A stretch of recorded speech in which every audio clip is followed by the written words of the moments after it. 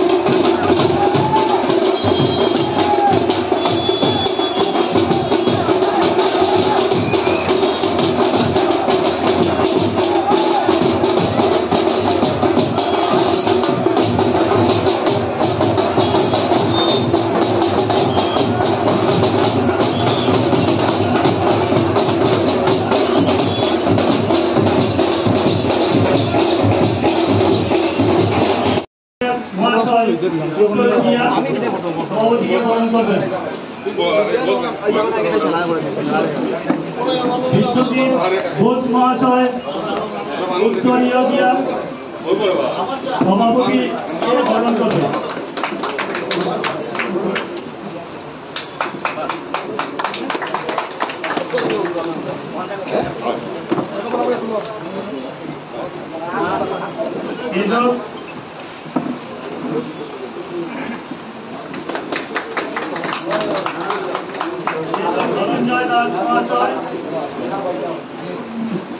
সভাপতি মহাশয়কে উত্তরে দিয়া বরণ করবেন।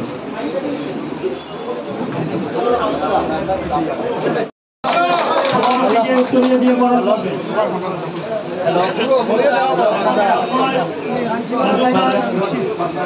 সভাপতি উত্তরে দিয়ে বরণ করবেন।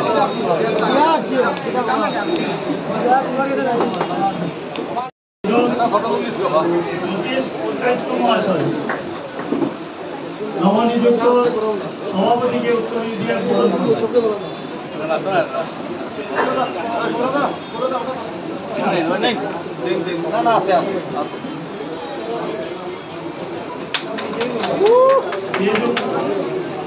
প্রতাপ সিংহ মহাশয়, জ্যোতির্ময় দাস, সামনে দিও।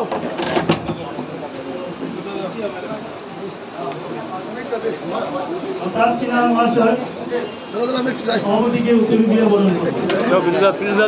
যেহেতু কংগ্রেসের নবনিযুক্ত সভাপতি তাপস কান্তি পুরকাইত দায়িত্ব নিলেন, তো এই মুহূর্তে কি প্রতিক্রিয়া ব্যক্ত করবেন আপনি? দেখেন, আজকে আমরা সমস্ত বরাক 3জন ডিস্ট্রিক্টে সভাপতি নিযুক্ত হয়েছেন এবং আপনার দেখেছেন সকাল 8টা থেকে উৎসাহ উদ্দীপনারে সমস্ত বরাকের কোণে কোণে। তার মধ্যে বিরল আজকে করিমগঞ্জে প্রায় কয়েক হাজার মানুষের উপস্থিতিতে সেই বদরপুর গ্রাম থেকে শুরু করে করিমগঞ্জ টাউন পর্যন্ত এরকম আমরা জেলা সভাপতি আমরা শুধু দেখতে পেয়েছি আমাদের নেতা গৌরব গগৈ মহাশয় যখন হয়েছিলেন, তারপরে মনে হয় এটা আমাদের আজকে করিমগঞ্জে হয়েছে। এরকম লোকেল করেন আজকে দৃশ্যটা দেখে একটা বুঝলাম, আজকে থেকে বরাক হলো কংগ্রেস আগে যে আমাদের গৌরব গগৈ তো ইতিমধ্যে শুরু করে আমাদের নেতা আপার আসাম লোয়ার আসামে তো হয়ে গেছে। এখন যে একটু বাকি ছিল বরাকেও আজকের থেকে হলো শুধু কংগ্রেস এইটাই বুঝতেছি। এবং মানুষের ভালোবাসা আশীর্বাদ ওনাকে যেভাবে দিচ্ছেন তাপস প্রকাশকে, আশা করি ওনার নেতৃত্বে আগামী দিনে সংগঠন মজবুত করবো। তার সঙ্গে ওনার নেতৃত্বে আগামীতে 26-এ করিমগঞ্জের 4টা সিটে উদ্ধার কীভাবে করা যায় সেই নিয়ে আমরা অতি সত্ত্বর মিটিং বসবো। আশা করি করিমগঞ্জের মানুষ এই সিন্ডিকেট রাজ থেকে মুক্ত পেতে চায়, করিমগঞ্জের মানুষ এই বই থেকে মুক্ত পেতে চায়, করিমগঞ্জের মানুষ ভালোবাসা চায়। সেইটা নিয়ে আমরা আগামীতে ঘরে ঘরে যাব এবং আমাদের নতুন সভাপতির নেতৃত্বে আমরা কংগ্রেসের জয় জোগাড় করবো আগামীতে 2026, এটাই আশা করছি আমি।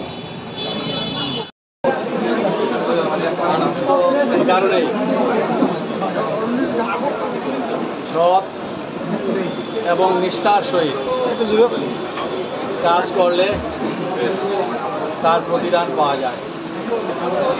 সেটা আজকে আমার বেলায় হলো।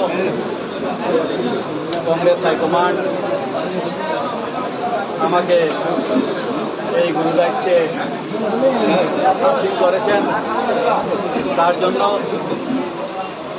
ওনাদের প্রত্যেককেই আমার অন্তঃস্থল থেকে ধন্যবাদ জ্ঞাপন করছি।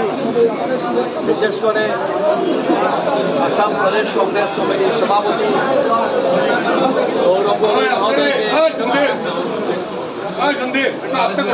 আমি ধন্যবাদ জানাচ্ছি যে এই কারণেই তিনি আসাম প্রদেশ কংগ্রেস কমিটির সভাপতি নির্বাচিত হওয়ার পর থেকেই যেভাবে আসামে এক স্থান থেকে অন্য স্থান পর্যন্ত চষে বেরিয়ে যাচ্ছেন, ঠিক সেইভাবে আমাদের নেতা রাহুল গান্ধীজিও আপনারা দেখেছেন, তিনিও কাশ্মীর থেকে কন্যাকুমারী তিনিও ন্যায় প্রতিষ্ঠার জন্য তিনিও বেরিয়ে যাচ্ছেন। আমি চাই এই করিমগঞ্জ আমাদের কংগ্রেস আমরা সবাই এক হয়ে, আমাদের কোনো লবিবাজি থাকতে পারবে না, আমরা সবাই এক হয়ে আমরা কংগ্রেস করব। এবং আমি বলি এই কারণেই যে আমার নেতার দরকার নেই, আমার কর্মীর দরকার, কর্মী আমার লাগে, নেতা আমার প্রয়োজন নেই। আমি 2-3 দিনের ভিতরেই বিভিন্ন জায়গায় অবজারভার নিয়োগ করব এবং তার রিপোর্টের ভিত্তিতে আমি রিপোর্ট আসলে পরে আমি তারপর বিচার বিবেচনা করব। কিন্তু প্রত্যেকটি বুথ শক্তিশালী হবে। আজকে বিরোধী দলকে যদি আমি বিরোধিতা করতে হয় তাহলে আমি বুথ স্তরে যেতে হবে, নাহলে আমরা এই সমস্যার সমাধান করতে পারবো না। তাই আমি চাইছি এই কংগ্রেসে একটি নতুনত্ব আনার, এবং আমি মনে করি আমরা সবাই, আপনারা সবাই যদি থাকেন তাহলে আমি সেটা অচিরেই পারব। কারণ প্রতিটি বুথে বুথে আমি অবজারভার নিয়োগ করব। আমার আসল কাজ হবে প্রতিটি বুথ থেকে আমি কর্মী সংগ্রহ করা। কংগ্রেস মানুষ বলে, অনেকে বলেন কংগ্রেসে মানুষ নেই। কংগ্রেসে অনেক ফলোয়ার্স আছেন, কংগ্রেসে অনেক কর্মী আছেন, কিন্তু আমাদের যন্ত্রপাতি ঠিক ছিল না। আমাদের যন্ত্রপাতি ঠিক ছিল না বলেই মানুষ আমাদের এখানে আসতো না। আমি চাই যে এবার আমরা সবাই মিলে আমরা ঐক্যবদ্ধভাবে আমরা যেটা করব আমি ঐক্যবদ্ধভাবে আমি করব, কোনো লবিবাজি আমি মানব না। এবং আজকে অনেকটা দেখেছি, আজকে অমুকের এগেইনস্টে লেখে, কে লেখে? বিজেপি লেখে না, কংগ্রেসের এগেইনস্টে লেখে। এটা যদি আমি সেটা আমি বলছি। এখানে আমার বয়োজ্যেষ্ঠ শতুরায় মহাশয় আছেন, আমার যতীন ময়দার আছেন, জ্যোতিষ পুরকাস্ত মহোদয় আছেন, আমার সিনিয়র করিমগঞ্জ কলেজের জেনারেল সেক্রেটারি প্রবীর ভট্টাচার্য, আমিনুর চৌধুরী, আমার জয়েন্ট সেক্রেটারি দুজন এখানে আছেন এফসিসি, দুজন শাহনাজ আহমেদ এবং প্রদীপ গোয়ালা, আমার বিশ্বজিৎ ঘোষ, সুব্রত দেব, এখানে সবাই কবির আহমেদ এবং পীযূষ সিনহা রকেট। আমি আপনাদেরকে নিয়ে বসবো, নিয়ে আমি সব ঠিক করব। কোনো চিন্তা করবেন না, আমাদের করিমগঞ্জ কংগ্রেস ঐক্যবদ্ধ কংগ্রেস হবে। জাতীয় কংগ্রেস জিন্দাবাদ, জাতীয় কংগ্রেস জিন্দাবাদ। আরেকটি কথা, আপনারা